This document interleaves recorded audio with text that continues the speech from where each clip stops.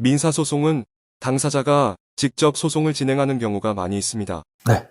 저희들이 이제 보면, 이제 거래선하고 다툼이 있지 않습니까? 다투다 보면 이제 민사소송을 진행하죠. 물론 보면 여러분들이 보면 여력이 있다든지 아니면 사내 변호사님이 계시다든지 그러면 이제 변호사가 선임돼서 그죠? 소송들을 하는 경우도 있어요. 그렇지만 보면 많은 경우 보면 직접 당사자 소송이 직접 하지 않습니까? 지금 저희들이 보면 민사소송은 이제 변호사 강제주의가 아니라 변론에서 당사자 책임지지 않습니까? 당사자가 소송하는 거죠.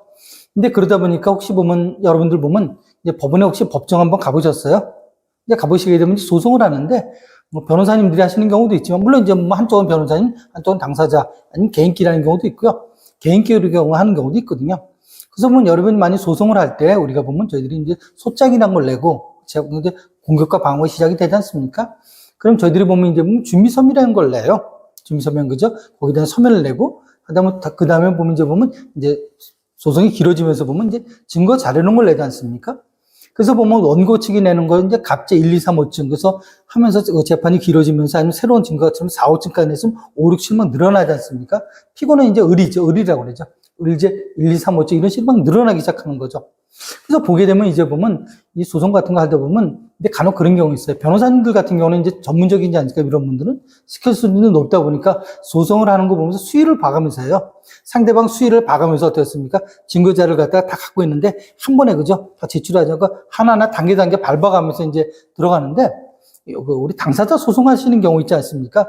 이런 경우에는 보면 물론 보면 여러분들이 스킬 수준이 소송에 대한 변론하는 스킬 수준이 높으면 그렇게 하셔도 돼요. 그렇지만 간혹 가다 보면 어떻습니까? 이분 기회를 상실하는 경우가 있어요. 이미 그죠? 재판가 끝나버린 다음에 낼 수도 없지 않습니까? 또 새로운 증거 자료를 내기도 애매한 경우가 있거든요. 그래서 처음에 재판할 때 있잖아요. 아니면 두 번째 우리가 변론길 정도 있으면 그러니까 있는 자료를 갖다가 증거 자료 같은 경우 여러 번의 유리한 증거 자료 있으면 제출하시는 게 좋아요. 나중에 지나게 되면 못 낼 수도 있거든요. 그래서 보면 정리하면 저희들이 소송할 때 갖고 있는 증거 자료는 처음 변론 그죠? 민사소송 제기할 때, 소장 낼 때, 그렇지 않으면 그 다음번에 제출하는 게 낫다. 왜? 나중에는 보면 이걸 갖다 우리가 잊어버린다든지 아니면 제출할 기회를 상실하게 되면 지나가 보면 재판에 그죠? 승패에 있어서 뭡니까? 큰 결과가 나타날 수 있으니까 그런 점을 주의하시는 게 좋을 것 같습니다.